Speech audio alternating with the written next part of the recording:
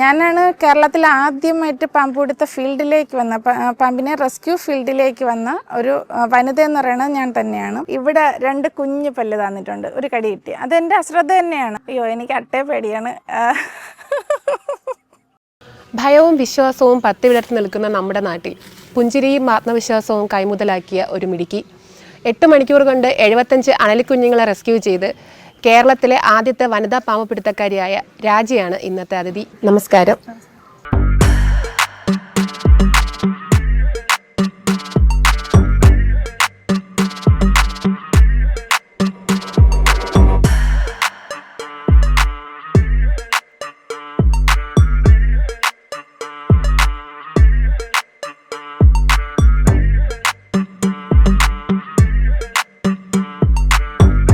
സ്ത്രീകളാണ് അധികം കടന്നു വരാത്ത ഒരു മേഖലയാണല്ലോ ഈ പാമ്പ് പിടുത്തം. ഈ ഒരു മേഖലയിലേക്ക് കടന്നു വരാനുള്ള ഒരു കാരണം എന്താണ്? എനിക്ക് കുട്ടിക്കാലത്തെ പാമ്പുകളെ ഭയങ്കര ഇഷ്ടമായിരുന്നു. പിന്നെ എപ്പോഴെങ്കിലും അത് ഒരു 30 വയസ്സായപ്പോഴാണ് ഞാനതിനെ ഫസ്റ്റിൽ ഒന്ന് എടുക്കണം, ഒന്ന് തൊട്ട് നോക്കണം എന്നൊക്കെ ഒരു ആഗ്രഹം തോന്നി.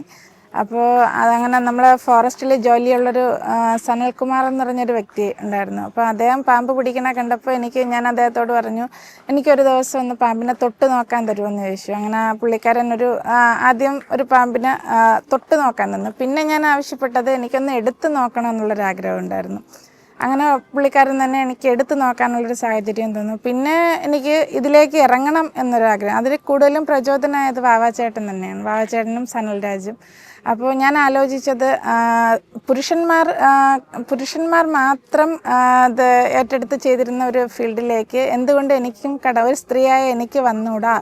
അപ്പോൾ വാവാച്ചേട്ടനും സനൽരാജിനും പാമ്പ് പിടിക്കാൻ കഴിയുമെങ്കിൽ എന്തുകൊണ്ട് എനിക്ക് വന്നുകൂടാ എന്ന് വിചാരിച്ച് ഞാൻ അവരുടെ അടുത്ത് തന്നെ സനൽരാജിനോട് തന്നെ പറഞ്ഞു, എനിക്ക് ഈ ഫീൽഡിലേക്ക് വരണമെന്നൊരു താല്പര്യമുണ്ട്, എന്നെ കൂടെ പഠിപ്പിക്കും. അപ്പം പഠിപ്പിച്ചു തരാനായിട്ട് ബുദ്ധിമുട്ട് പലർക്കും ഉണ്ടായിരുന്നു. പക്ഷേ എങ്കിലും ഞാൻ പഠിച്ചത് പൂജപ്പുര സ്നേക്ക് പാർക്കിലെ ഒരു ബാബു പാലാലയം എന്ന് പറയുന്ന ഒരു സാറുണ്ടായിരുന്നു. ആ സാറാണ് എനിക്ക് അപ്പോൾ അത് പഠിപ്പിച്ചു തരാൻ കാരണം, ഞാൻ ഇതുപോലെ സ്നേക്ക് പാർക്കിലും മ്യൂസിയത്തും ഒക്കെ പോയി പാമ്പുകളെ ഒരുപാട് നേരം നിരീക്ഷിക്കുമായിരുന്നു. അതിൻ്റെ സ്കെയിൽസ്, അതിൻ്റെ കണ്ണ്, തല, അതിൻ്റെ സ്കിന്ന് എല്ലാം അത് ഒക്കെ ഞാൻ കുറേ നേരം അവിടെ എഴുതി വെച്ചിരിക്കണതും ഒക്കെ വായിച്ച് ഓരോന്നും മനസ്സിലാക്കുമായിരുന്നു. ഇടയ്ക്കിടയ്ക്ക് പോവും.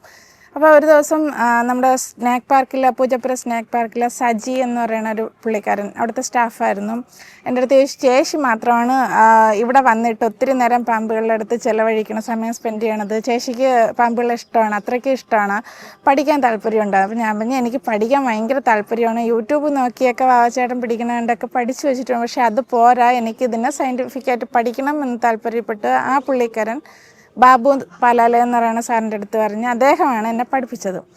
പിന്നെ അത് കഴിഞ്ഞ് ഇപ്പോൾ 10 വർഷത്തോളമായി ഞാൻ ഫീൽഡിലേക്ക് ഇറങ്ങിയിട്ട് പഠിച്ചിട്ട് 3-ാം ദിവസം എൻ്റെ വീടിൻ്റെ അടുത്ത് ഒരു തോട്ടിൽ, പച്ച ജംഗ്ഷനിൽ തോട്ടിൽ ഒരു വലിയ മൂർഖനെ കണ്ട്.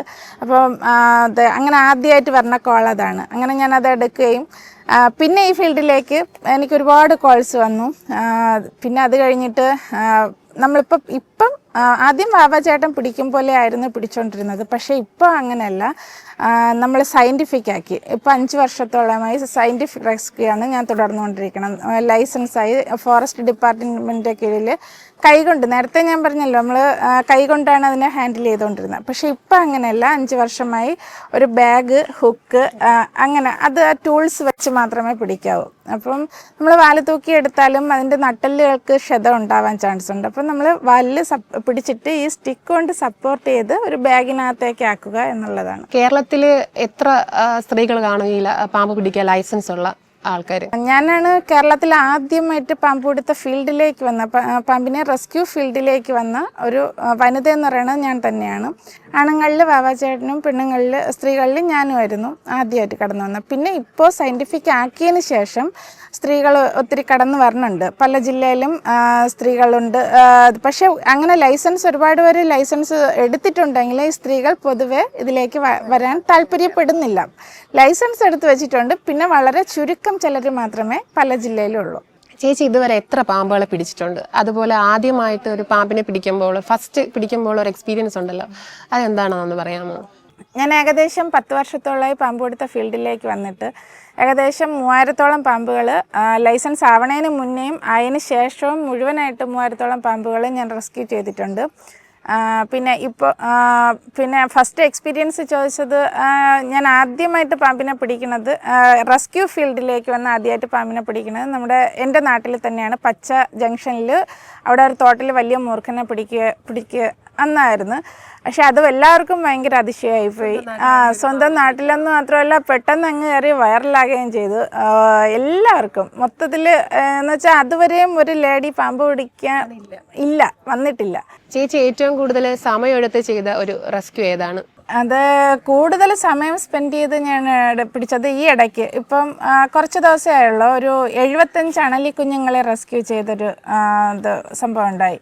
അത് രാവിലെ 9:30-ക്ക് വന്ന കോളാണ്. 9:30 തൊട്ട് ഒരു വൈകിട്ട് 6 മണി വരെയും ഞാൻ ഒരേ കണക്കിന് അതിന് ഒത്തിരി പാടുപെട്ടി തന്നെയാണ് എടുത്തത്. എന്ന് വെച്ചാൽ 75 അണലി കുഞ്ഞുങ്ങളെന്ന് പറയുമ്പോൾ ഒരു വീടിൻ്റെ പരിസരം ഒരു 1.5 സെൻറ്റിനകത്ത് അവിടെ കല്ലുകൾ വാരിക്കൂട്ടി വീട് വെച്ചതിൻ്റെ വേസ്റ്റ് എല്ലാം കൂട്ടിയിട്ട്, അപ്പോൾ അതിൻ്റെ ഇടയ്ക്ക് എന്നാണ് ഞാൻ ഇതെല്ലാം പിടിക്കണത്. അപ്പോൾ അത്രയും ജോലി ഒറ്റയ്ക്ക് ഈ കല്ലുകളെല്ലാം പറക്കി മാറ്റി അത്രയും റിസ്ക് എടുത്ത് പിടിച്ചൊരു സഹായത്തിന് കൂടെ ആരെയും വിളിക്കാൻ പറ്റൂല. കാരണം നമ്മൾ പാമ്പ് പിടിക്കുമ്പോൾ ഒരുപാട് പ്രിക്കോഷൻസ് ഉണ്ട്. ജീൻസ് പാൻറ്റും ഒരു ഷൂവും ഇടണത് ബെസ്റ്റ് ആയിരിക്കും. കാരണം ഇത് പാമ്പ് കടിക്കുമ്പോൾ നമുക്കറിയാമല്ലോ, പാമ്പിൻ്റെ പല്ലിൽ വിഷമില്ല, ഗ്ലാൻഡിലിരിക്കുന്ന വിഷം പല്ലിലൂടെയാണ് നമ്മുടെ ശരീരത്തിൽ ബ്ലഡിൽ കലരുന്നത്. അപ്പോൾ ജീൻസ് പാൻ്റ് ആകുമ്പോൾ കുറേ വിഷം അതിൽ പറ്റി അങ്ങ് പോവും, ഷൂവിലും പറ്റി അങ്ങ് പോവും. അതുകൊണ്ട് അതൊക്കെ ഉണ്ടെങ്കിൽ നമുക്ക് ബൂട്ട് അങ്ങനെ ഉണ്ടെങ്കിൽ മാത്രമേ ഇറക്കാൻ പറ്റൂ. അപ്പോൾ ഈ സഹായത്തിന് പലരും വരാമെന്ന് പറഞ്ഞു. പക്ഷേ എനിക്ക് സഹായത്തിന് ഇറക്കാൻ പേടിയായിരുന്നു. കാരണം അവരുടെ കയ്യിൽ ബൂട്ടില്ല, ജീൻസ് പാൻറ്റില്ല. അപ്പം നമ്മൾ പ്രത്യേകിച്ച് അത് ഹൈലി വെനമസ് ആയ മോസ്റ്റ് ഡേഞ്ചറസ് വണ്ണായ ഒരു റസൽസ് വൈപ്പർ എന്ന അണലി കുഞ്ഞുങ്ങളാണ്. അപ്പോൾ ഒന്നിൻ്റെ കടി കിട്ടിയാൽ മതി, ചികിത്സ കിട്ടാൻ വൈകുകയാണെങ്കിൽ ആൾ മരണപ്പെടാൻ ചാൻസ് കൂടുതലാണ്. അപ്പോൾ അതുകൊണ്ട് ആരും ഇറക്കിയില്ല, ഫുള്ള് ഞാൻ ഒറ്റയ്ക്കാണ്. നമ്മളൊരു ഈ പാമ്പിനെ പഠിക്കുമ്പം ഈ പാമ്പിന് പകയുണ്ട്, പാമ്പ് ഉപദ്രവിക്കും എന്നൊക്കെ പറയും. അപ്പോൾ ഒരു പാമ്പിന് ഇത്രയും പാമ്പുകളെ കൈകാര്യം ചെയ്ത ഒരാളെന്നുള്ള നിലയിൽ ഒരു പാമ്പിനെ പിടിക്കുന്ന സമയത്ത് പാമ്പിനും ഒരു പേടി ഉണ്ടാവത്തില്ലേ പിടിക്കുന്ന സമയത്ത്? അപ്പോൾ എപ്പോഴെങ്കിലും ഒരു പാമ്പിൽ നിന്നൊരു അങ്ങനെ ഒരു കൊത്ത് കിട്ടിയിട്ടുണ്ടോ, ബൈറ്റ് കിട്ടിയിട്ടുണ്ടോ? എനിക്ക് ഒരു 7-8 വർഷം മുന്നേ ഒരു 721 പാമ്പായപ്പം ഒരു ആദ്യത്തെ ബൈറ്റും പിന്നെ അന്വേഷണം കിട്ടിയിട്ടില്ല. ആദ്യത്തെ ബൈറ്റ് വെനമസ് ആയിട്ടുള്ള ബൈറ്റ്, കുഞ്ഞു മൂർഖൻ. ഇവിടെ 2 കുഞ്ഞു പല്ല് തന്നിട്ടുണ്ട്, ഒരു കടി കിട്ടി. അതെൻ്റെ അശ്രദ്ധ തന്നെയാണ്. പാമ്പിനെ പിടിച്ച് അന്ന് ടിന്നിലാണ് ടിന്നിലാക്കി കഴിഞ്ഞാൽ ഫോറസ്റ്റിൽ ഏൽപ്പിക്കുന്നത് വരെ ഞാൻ ആരെയും അതിൻ്റെ പുറത്തൂടെ കാണുന്നതല്ലാതെ തുറന്ന് കാണിക്കാൻ നിൽക്കില്ല. ഇപ്പോഴെന്ന് പറയുമ്പോൾ നമ്മൾ ബാഗിനകത്താക്കി കഴിഞ്ഞാൽ പിടിച്ച് ഫോറസ്റ്റിൽ ഏൽപ്പിക്കുന്നത് വരെ അതിനകം തുറന്ന് ആരെയും കാണിക്കാൻ ഞാൻ നിൽക്കില്ല. ഒരു പാമ്പ് പിടിച്ച എത്ര സമയത്തിനുള്ളിൽ വനവകുപ്പിനെ ഏൽപ്പിക്കണം, അങ്ങനെ നിയമമുണ്ടല്ലോ അല്ലേ? എത്ര മണിക്കൂറിനകത്താണ്? കഴിവതും അന്ന് തന്നെ എത്തിക്കാൻ നോക്കുക, അല്ലെങ്കിൽ പിറ്റേന്ന് 48 മണിക്കൂറിനകത്ത് എത്തിക്കണം എന്നാണ്. ചേച്ചി അപ്പോൾ കേരളത്തിനകത്ത് എവിടെ ഇങ്ങനെ ഒരു പാമ്പ് പിടിക്കണമെന്നുണ്ടെങ്കിലും ചേച്ചി പോവോ അതോ ഈ ഒരു? ഞാൻ തമിഴ്നാടിൻ്റെ കുറച്ച് ഭാഗം, കൊല്ലം ജില്ലയുടെ കുറച്ച് ഭാഗം, ട്രിവാൻഡ്രം ഫുള്ളും അങ്ങനെ പോയിക്കൊണ്ടിരുന്നതാണ്. ഇപ്പം ലൈസൻസ് ആവണതിന് മുന്നേ വരെ എവിടെ വിളിച്ചാലും അങ്ങ് പോകുമായിരുന്നു. പക്ഷേ ഇപ്പോൾ ലൈസൻസ് ആയപ്പോൾ ഒരുപാട് റെസ്ക്യൂസ് ഉണ്ട്. കേരളത്തിൻ്റെ തന്നെ ഒത്തിരി 992 റെസ്ക്യൂസ് ഇതുവരെ ആയിട്ടുണ്ട്, ലൈസൻസ് എടുത്തിട്ടുണ്ട്. അതുകൊണ്ട് എനിക്കിപ്പം കോഴിക്കോട് നിന്നൊരു കോൾ വരെയാണ്. എൻ്റെ നമ്പർ ഇപ്പോൾ കോമൺ ആണ്. അപ്പോൾ കോഴിക്കോട് നിന്നൊരു കോൾ വന്നിട്ട് എൻ്റെ വീട്ടിൽ ഒരു പാമ്പിരിക്കുകയാണ്, അത് പെട്ടെന്ന് വരാൻ പറ്റുമോ? അപ്പോൾ ഞാൻ എന്ത് ചെയ്യും, കോഴിക്കോട് അവരുടെ വീടിനടുത്തുള്ള റെസ്ക്യൂറെ അറേഞ്ച് ചെയ്യും. അതിന് നമുക്ക് അതിന് സഹായിക്കണമെന്ന് നമ്മളൊരു വൈൽഡ് വാച്ചിൻ്റെ സർപ്പ എന്ന് പറയുന്ന ആപ്പുണ്ട്, ഫോറസ്റ്റ് ഡിപ്പാർട്ട്മെൻറ്റ്. അപ്പോൾ ഒരു പാമ്പിനെ കണ്ടാലും നമ്മളെല്ലാവരും ഫോണിൽ അത് ആപ്പ് ഡൗൺലോഡ് ചെയ്തിട്ടാണ് നല്ലതായിരിക്കും. ഒരു പെട്ടെന്ന് എവിടെയുള്ള ആളായാലും ശരി, ഒരു പാമ്പിനെ കണ്ടാൽ അതിൽ പെട്ടെന്ന് റിപ്പോർട്ട് ചെയ്യാനും അതിനെ റെസ്ക്യൂ ചെയ്യാനും, റിപ്പോർട്ട് ചെയ്താൽ ഉടനെ തന്നെ അവർക്ക് അതിൻ്റെ നടപടി ഉണ്ടാവും. അത് അടുത്തുള്ള റെസ്ക്യൂറെ അറേഞ്ച് ചെയ്യാൻ പറ്റും. അതുപോലെ എന്നെ വിളിച്ചാലും ഞാൻ പെട്ടെന്ന് അതുപോലെ ഒരു റെസ്ക്യൂറെ അറേഞ്ച് ചെയ്ത് കൊടുക്കും. ഒരു പാമ്പിൻ്റെ ബൈറ്റ് കണ്ടു കഴിഞ്ഞാൽ അത് ഏത് പാമ്പാണ് കടിച്ചതെന്ന് തിരിച്ചറിയാനായിട്ട് കറക്റ്റായിട്ട് പറ്റില്ല. എങ്കിലും മൂർഖനൊക്കെ കടിക്കുമ്പോൾ നമുക്ക് 2 പല്ല് താരണ ഒരു ഇത് പിന്നെ അണലി കടിക്കുകയാണെങ്കിൽ നായ അത് 360 ഡിഗ്രിയും ചലിക്കാനുള്ള കപ്പാസിറ്റി ഉണ്ട്. അത് ഏത് ദിശയിലോട്ടും ചാടി കടിക്കും. അപ്പം നായ കടിക്കും പോലെ കടിച്ച് പറിച്ച് കളയും. അതുകൊണ്ട് അത് നമുക്ക് അറിയാൻ പറ്റും. കറക്റ്റാണെന്ന് പറയാൻ പറ്റില്ല. ചേര കടിച്ചാൽ ഇതുപോലെ കടിച്ച് പറിക്കുകയാണ് ചെയ്യണത്. അപ്പോൾ ഈ പാമ്പ് കടിച്ച പാമ്പിനെ കൊണ്ട് വിഷം ഇറക്കുന്ന അങ്ങനെയൊക്കെ കുറേ ഒരു ഇത് നമ്മൾ കേട്ടിട്ടുണ്ട്. അത് എത്രമാത്രം ശരിയാണ്? അതിലെന്തെങ്കിലും വാസ്തവമുണ്ടോ? പാമ്പിന് പകയില്ല. അത് ഇപ്പം നമ്മൾ പകയുടെ കാര്യം നേരത്തെ ചോദിച്ചുകൊണ്ട് പറയണം. പാമ്പിനൊരിക്കലും വൈരാഗ്യ ബുദ്ധിയോ പകയോ ഇല്ല. അതിന് ഓർമ്മശക്തിയില്ല. അപ്പോൾ നമ്മൾ ഒരു പാമ്പിനെ ഉപദ്രവിച്ചാൽ അത് ഇപ്പോൾ സപ്പോസ് ഒരു പാമ്പിനെ കുറച്ച് മണ്ണെണ്ണ എടുത്തൊഴിക്കുകയാണ്. അപ്പോൾ അതിൻ്റെ പുറം പൊള്ളി ജീവനോടെ പുഴുക്കാനും പുഴുകറി മരണപ്പെടാനും ചാൻസ് ഉണ്ട് കുറച്ച് നാൾ കഴിയുമ്പോൾ. അപ്പോൾ ഈ പെട്രോൾ അല്ലെങ്കിൽ മണ്ണെണ്ണ ഒഴിക്കുന്ന ആ പാമ്പ് പെട്ടെന്ന് വെപ്രാളപ്പെട്ട് പ്രാണരക്ഷാർത്ഥം ഏതെങ്കിലും ഹോളിൽ ചെന്ന് കയറും.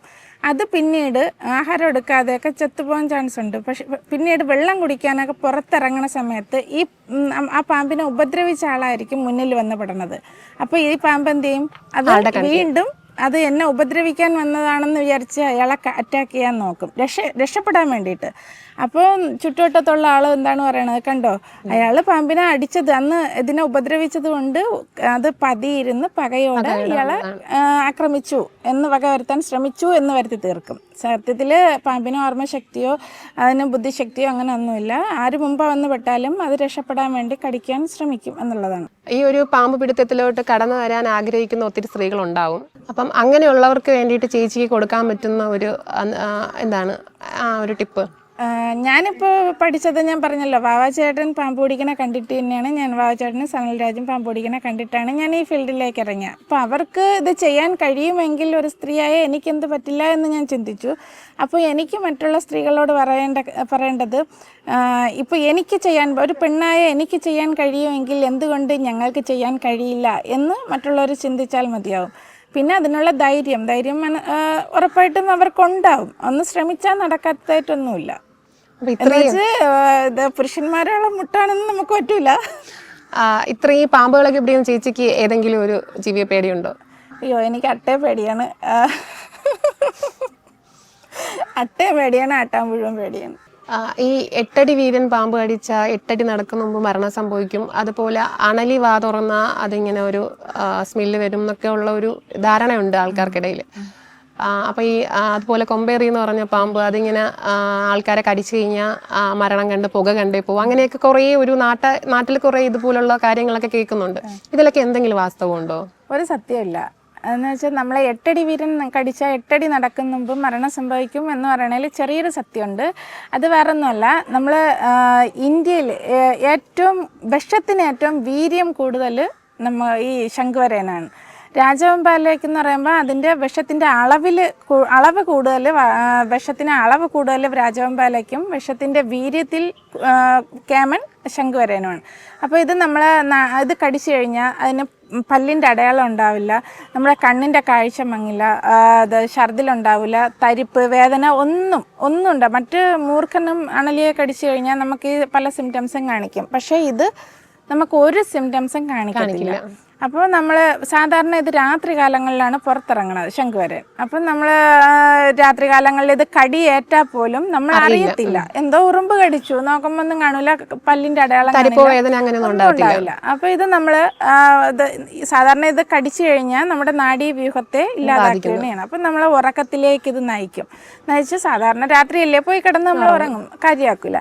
പക്ഷെ ഉറക്കത്തിൽ നമ്മുടെ അടിവയറിന് ഭയങ്കര വേദനയും ഛർദിലും ഒക്കെ ശ്വാസം മുട്ടലും ഒക്കെ വരാൻ ചാൻസ് ഉണ്ട്. ശരീരത്തെ നമ്മുടെ ശ്വാസകോശത്തെ നല്ലതുപോലെ അഫക്റ്റ് ചെയ്തതിന് ശേഷം മാത്രമേ ഈ സിംറ്റംസ് കാണിക്കൂ. അപ്പോൾ വീട്ടുകാർ ഒരു പക്ഷേ ഉണർന്നിരിക്കണമെങ്കിലേ അവർ അറിയുമ്പം നമ്മൾ ഹോസ്പിറ്റലിൽ കൊണ്ടുപോകും. സാധാരണ ഡോക്ടേഴ്സ് നോക്കുമ്പോൾ വേറെ ഒരു പാമ്പ് കടിയുടെ ഒരു സിംറ്റംസും ഇല്ല. പക്ഷെ അവർ നോക്കുമ്പോൾ വയറുവേദന, ഛർദിൽ, അപ്പോൾ ആ ശ്വാസം മുട്ടൽ, അതിൻ്റെ ട്രീറ്റ്മെൻറ്റ് ചെയ്ത് വിടും. പക്ഷെ സംഗതി കുറച്ച് നേരം കഴിയുമ്പോൾ തന്നെ ആൾ മരണപ്പെടാൻ ചാൻസ് കൂടുതലാണ്. അതുകൊണ്ടാണ് 8 അടി വീരൻ കടിച്ചാൽ 8 അടി നടക്കുമ്പോൾ മരണം സംഭവിക്കുമെന്ന് പറയുന്ന കാര്യം. ഇത് കടിച്ചാൽ ഒരു സിംറ്റംസും നമ്മളറിയില്ല, കടിച്ചതായിട്ടേ അറിയില്ല. ശരീരത്തെ ഫുള്ള് അഫക്റ്റ് ചെയ്തതിന് ശേഷം മാത്രമേ നമ്മൾ ഇതാണെന്ന് പോലും പലപ്പോഴും തിരിച്ചറിയാം. അതുപോലെ ഈ അണലിയുടെ ആ ഒരു കാര്യം പറഞ്ഞില്ലേ, അണലി വാ തുറക്കുമ്പോഴുള്ള മണമാണെന്നൊക്കെ, അതെന്തെങ്കിലും സത്യമുണ്ടോ? അത് അണലി വാറക്കുമ്പോൾ മരിച്ചിനി കപ്പ പുഴുങ്ങിയ ആ വെള്ളത്തിൻ്റെ ഗന്ധമാണെന്ന് പലരും പറയുന്നുണ്ട്. പക്ഷെ അത് അത് പ്രത്യേകിച്ച് സന്ധ്യയ്ക്ക് മാത്രമേ ആ സ്മെല്ലുണ്ടാവൂ. നമ്മൾ ചിന്തിക്കേണ്ടത് അണലി സന്ധ്യയ്ക്ക് മാത്രമേ വാ തുറക്കുകയുള്ളൂ എന്ന് ചിന്തിക്കണം. അണലി അതിൻ്റെ ബ്രീത്ത് എടുക്കണതും ശ്വസിക്കണത്, വെള്ളം കുടിക്കണത്, ആഹാരം കഴിക്കണതും ഒക്കെ വാ കൊണ്ടാണ്. നാവ് പുറത്തേക്കിട്ടാണ് കാര്യങ്ങൾ സെൻസ് ചെയ്യണത് പോലും. അന്നേരം ഒന്നും ഈ സ്മെല്ലുണ്ടാവില്ല. അപ്പോൾ സന്ധ്യയ്ക്ക് മാത്രം അണലി വാ തുറക്കുമ്പോൾ ഈ സ്മെല്ല് എങ്ങനെ വരുന്നു എന്നുള്ളത് നമ്മൾ ചിന്തിക്കേണ്ട കാര്യമാണ്. വേറെ ഒന്നുമല്ല, നമ്മൾ വീടിൻ്റെ ആ പരിസരത്ത് എവിടെയെങ്കിലും പാടത്താളി, പണ്ട് നമ്മൾ തലയിലൊക്കെ തേക്കുന്ന ഒരു പാടത്താളി എന്ന് പറയുന്ന ചെടിയുണ്ട്, അത് പൂക്കുമ്പോഴുണ്ടാവുന്ന ഗന്ധമാണ്. ഈ പൂ പൂക്കണത് സന്ധ്യയ്ക്ക് മാത്രമേ പൂക്കൂ. അപ്പോൾ അപ്പോഴും മാത്രമാണ് ഈ ഗന്ധം ഉണ്ടാവുന്നതും. അതാണ് എല്ലാവരും കപ്പ പുഴുങ്ങണ അണലി വാറക്കുമ്പോൾ ഉണ്ടാകുന്ന സ്മെല്ലാണെന്ന് പറയണത്. അല്ലെ യാതൊരു സത്യവും ഇല്ല എന്നുള്ളത് എല്ലാവരും തിരിച്ചറിയണം. പിന്നെ ഈ കൊമ്പേറി എന്ന് പറയുമ്പം അത് ഒരു മരത്തിൽ നിന്ന് മറ്റൊരു മരത്തിലേക്ക് ചാടിപ്പോണൊരു, ആ ചാടുന്ന കൂട്ടത്തിൽ ചിലപ്പോൾ നമ്മളെ ദേഹത്ത് വന്ന് വീഴാനുള്ള ചാൻസ് ഉണ്ട് ചില ഘട്ടങ്ങളിൽ. അത് രക്ഷപ്പെടാൻ വേണ്ടിയിട്ട് നമ്മുടെ ശരീരത്തെ എവിടെയെങ്കിലും ഹോളുണ്ട്, എവിടെ ഹോളുണ്ടെങ്കിൽ അത് കയറിപ്പോവാൻ നോക്കും. അതേസമയം അങ്ങനെ ചുറ്റണ സമയത്ത് ഒരു പക്ഷേ നമ്മളെ മൂക്കിലോ ചെവിയിലോ അല്ലപ്പോൾ തല ഇട്ടെന്ന് വരാം, കയറിപ്പോവില്ല, ഇട്ടെന്ന് വരാം. അപ്പോൾ അതാണ് പറയണത്, കൊമ്പേറി കടിച്ചാൽ നമ്മുടെ ചെവിയിൽ ഊതും, പിന്നെ നമ്മളെ കട്ടയ്ക്കെടുക്കണ പുക വേണ്ടിയിട്ട് അത് മടങ്ങുള്ളൂ എന്ന് അല്ലെന്നും ഒരു സത്യമില്ല. അത് രക്ഷപ്പെടാൻ വേണ്ടിയിട്ട് ചില സമയത്ത് നമ്മളെ ചെവിയുടെ ആ ഹോള് കാണുമ്പോൾ അത് അവർക്ക് രക്ഷപ്പെടാനുള്ള ഒരു. ശരിക്കും അണലി അല്ല, ഈ കൊമ്പേറ് കടിച്ചാല് വിഷമുള്ള പാമ്പാണ്? ഇല്ല, മൈൽഡ്ലി വെനമസ് ആണ്. അത് വേറെ കുഴപ്പമൊന്നുമില്ല, മരണം സംഭവിക്കാനുള്ള ഇതില്ല. ഇല്ല, ഒന്ന് ഹോസ്പിറ്റലിൽ പോയാൽ അതിന്റെ ട്രീറ്റ്മെന്റ് ചെയ്താൽ മതി, വേറെ കുഴപ്പമൊന്നും. ഇപ്പം ഈ ഒരു വേനൽക്കാലത്താണ് കൂടുതലും ഈ വിഷ ജന്തുക്കളൊക്കെ കൂടുതലായിട്ടും പുറത്തിറങ്ങുന്ന സമയം. അപ്പോൾ അങ്ങനെയുള്ള ഈ സമയത്ത് നമുക്ക് ഈ ആൾക്കാർക്ക് ഈ പാമ്പുകളെയൊക്കെ അകറ്റി നിർത്താൻ വേണ്ടിയിട്ട് കൊടുക്കാൻ പറ്റുന്ന ഒരു ടിപ്പ് എന്താണ്? നമ്മളെ വീട്ടിൽ മാക്സിമം എലി വരാതിരിക്കാനുള്ള പ്രിക്കോഷൻസ് എടുക്കണം. എലി വന്നു കഴിഞ്ഞാൽ പാമ്പ് എവിടെ നിന്നായാലും അത് എത്തും. ഇപ്പോൾ എലി വരാതിരിക്കാൻ നമ്മൾ അലക്ഷ്യമായിട്ടുള്ള ഫുഡ് വേസ്റ്റ് ആയാലും ഫുഡ് വേസ്റ്റ് കൊണ്ടുവന്ന് എവിടെയെങ്കിലും അലക്ഷ്യമായിട്ട് ഇട്ട് കഴിഞ്ഞാൽ അത് എലി വരാനുള്ള, തവള വരാൻ ചാൻസ് കൂടുതലാണ്. അപ്പോൾ ആ തവളയും എലിയും വരുമ്പോൾ അവരെ കഴിക്കാൻ വേണ്ടിയിട്ട് പാമ്പ് വരാനുള്ള ചാൻസ് കൂടുതലാണ്. പിന്നെ നമ്മൾ ഈ ചെടിച്ചട്ടിയൊക്കെ വെച്ചിരിക്കണത് ഒന്ന് അകറ്റി അത് എപ്പോഴും വാച്ച് ചെയ്യാൻ കണക്കിന് അതൊന്ന് ശ്രദ്ധിക്കുക. പിന്നെ നമ്മൾ ഇഷ്ടിക വേസ്റ്റുകൾ, നമ്മൾ എന്തെങ്കിലും ചാക്ക് കെട്ടുകളും തുണികളും ഒക്കെ വീടിൻ്റെ ചുറ്റിനുമൊക്കെ ഇടുമല്ലോ, അപ്പോൾ അതൊക്കെ ഒന്ന് മാക്സിമം റിമൂവ് ചെയ്ത് ഇല്ലാതാക്കി കളഞ്ഞു കഴിഞ്ഞാൽ എലിയുടെ ശല്യം കുറയും, പാമ്പ് വരണ ശല്യം കുറയും. പാമ്പ് പിടുത്തം അല്ലാതെ ചേച്ചിയുടെ ഒരു ഉപജീവനത്തിനായിട്ട് പ്രധാനമായിട്ട് വേറെ എന്ത് തൊഴിലാണ് ചേച്ചി ചെയ്യുന്നത്? ഞാൻ പാമ്പ് പിടിക്കുന്നതിന് മുന്നേ ഡ്രൈവറായിരുന്നു, ഹെവി ഡ്രൈവറായിരുന്നു. ഇവിടെ നമ്മൾ നന്ദിയോട് ജീപ്പും പിക്കപ്പും ആണ് മെയിനായിട്ട് ഓട്ടിച്ചുകൊണ്ടിരുന്നത്. ഇപ്പോഴും അങ്ങനെയാണ്. ഏകദേശം 10-12 വർഷത്തോളമായി. പിന്നെ മാത്രമല്ല ഞാൻ JCB, ക്രെയിന് എല്ലാം ഓട്ടിക്കും. അത് ലൈസൻസ് എടുത്തിട്ടില്ല എങ്കിലും എൻ്റെ വർക്കുകളൊക്കെ പഠിച്ചിട്ടുണ്ട്. അത് അത്യാവശ്യം ചില വർക്കിനൊക്കെ പോവും. പിന്നെ അതുപോലെ തേനീച്ച വളർത്തലുണ്ട്. അപ്പം ഞാൻ തേനീച്ച വളർത്തൽ, തെങ്ങ് കയറ്റം, അതുപോലെ ബ്രഷ് കട്ടർ, നമ്മൾ പുല്ലുവെട്ട്, മെഷീൻ കൊണ്ട് പുല്ലുവെട്ട്, ഇതൊക്കെ എൻ്റെ ഉപജീവന മാർഗ്ഗം. സ്ത്രീകള് ഒട്ടും കടന്നു വരാത്ത മേഖലകളാണ് ചേച്ചിയുടെ പ്രിയപ്പെട്ട തൊഴിലിടങ്ങൾ എപ്പോഴും. കാരണം നമുക്ക് ഒരു ജോലി അല്ലെങ്കിൽ മറ്റൊരു ജോലി നമുക്ക് ഉപകാരപ്പെടും. എല്ലാവരും ഇപ്പൊ എനിക്ക് സ്ത്രീകളോടും പുരുഷന്മാരോടും പറയാനുള്ളത്, നമ്മൾ ഒരു ജോലി മാത്രം പഠിച്ചു വെച്ച് അത് ആശ്രയിച്ച് ജീവിക്കരുത്. നമുക്ക് എന്ത് ജോലി ചെയ്യും, മാന്യമായ എന്ത് ജോലി ചെയ്തും ജീവിക്കാനുള്ളൊരു തൻ്റെ ഇടം ഉണ്ടായിക്കഴിഞ്ഞാൽ അവിടെ നാണക്കേടെന്ന് വിചാരിക്കണ്ട. ഇപ്പൊ പുല്ലുവെട്ടാൻ പോണ ഞാൻ ഇടുന്ന വേഷം കാണുമ്പോൾ നൈറ്റിയും ഒരു ഷർട്ടും ഒക്കെയാണ് ഇടുന്നത്. അല്ല നമ്മളെ ദേഹത്ത് പുല്ലിൻ്റെ കറ വീഴും, ചിലപ്പോൾ ചൊറിച്ചിലുണ്ടാവും. അതെല്ലാം തരണം ചെയ്ത് തന്നെയാണ് ഞാൻ അതിജീവിച്ച്. അപ്പോൾ ജീവിതത്തിൽ സ്ത്രീകൾക്ക് ഉയർന്നു വരാനായിട്ട് ഏത് തൊഴിലും ചെയ്യാന്നുള്ളതിനൊരു ഉത്തമ ഉദാഹരണം കൂടിയാണ് ചേച്ചി. കുടുംബത്തിൽ നിന്നുള്ള പിന്തുണ എങ്ങനെയാണ്? ആദ്യമായിട്ട് ഈ ഒരു തൊഴിൽ, ഈ പാമ്പ് പിടുത്തത്തിലോട്ട് വന്നപ്പം കുടുംബത്തിൽ നിന്ന് എതിർപ്പുകൾ ഉണ്ടായിട്ടുണ്ടോ? എന്താണ്? നല്ല സപ്പോർട്ടായിരുന്നു. എനിക്ക് 2 പെൺമക്കളാണ്. ഒരാൾ ACCA chartered accountant final year, ഒരാൾ 10ാം ക്ലാസ്, പിന്നെ ഞാനും അമ്മയും. കുടുംബത്തിന്റെ പൂർണ്ണ പിന്തുണ ഉണ്ട്. ഒരു കുഴപ്പമില്ല. അപ്പോൾ ഈ ഒരു അപ്പം പെട്ടെന്നൊരു വീട്ടിൽ പാമ്പിനെ കാണുകയാണ്. അപ്പം സ്ത്രീകൾ മാത്രമുള്ള ഒരു സ്ഥലമാണെങ്കിൽ പെട്ടെന്ന് നമ്മൾ ആരെ ബന്ധപ്പെടാൻ എന്നൊക്കെ ഉള്ള ഒരു ഇതായിരിക്കും, നമുക്ക് അറിയില്ല പെട്ടെന്ന്.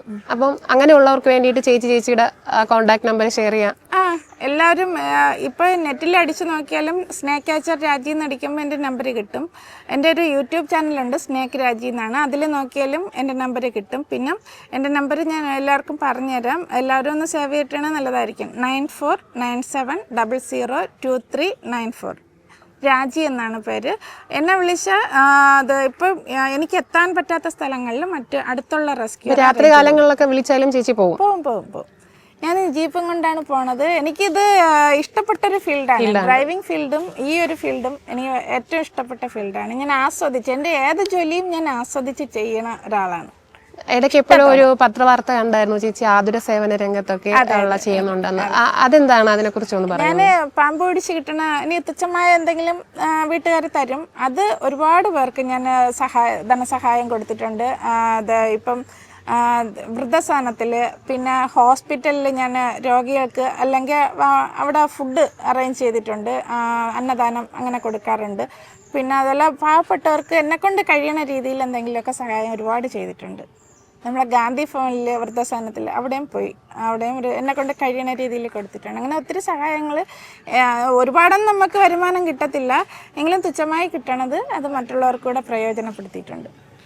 അപ്പോൾ ഈ ഒരു പാമ്പ് പിടുത്തത്തിലോട്ട് വരാൻ ആഗ്രഹിക്കുന്ന സ്ത്രീകളുണ്ടെങ്കിൽ ഇപ്പം ചേച്ചി അവർക്ക് ട്രെയിനിങ് കൊടുക്കാനായിട്ട് ചേച്ചിക്ക് ലൈസൻസ് ഉള്ള ഒരാൾക്ക് കൊടുക്കാൻ പറ്റും, അങ്ങനെയാണ്? എനിക്ക് ട്രെയിനിങ് കൊടുക്കാനുള്ള ഒരു ഇതില്ല, അത് ഫോറസ്റ്റ് ഡിപ്പാർട്ട്മെന്റിന് മാത്രമേ കഴിയൂ. അപ്പം താല്പര്യമുള്ള ആണായാലും പെണ്ണായാലും ശരി, താല്പര്യമുള്ളവർക്ക് ഫോറസ്റ്റിൽ ഒന്ന് പറഞ്ഞിരിക്കുക.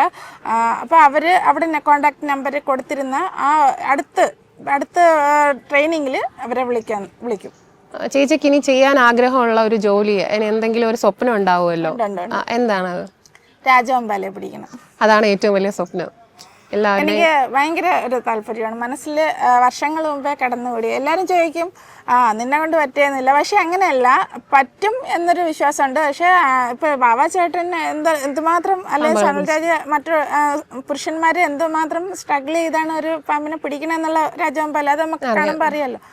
എങ്കിലും നമ്മളിപ്പോൾ സയൻറ്റിഫിക് ആയിട്ടുള്ള മെത്തേഡ് ആവുകൊണ്ട് പിടിക്കാൻ കഴിയും എന്നുള്ളൊരു വിശ്വാസമുണ്ട്. സൂക്ഷിക്കണം എന്ന് തന്നെയാണ്. വിശ്വാസം എത്രയും പെട്ടെന്ന് സാധിക്കാൻ വേണ്ടി ആശംസിക്കുന്നു.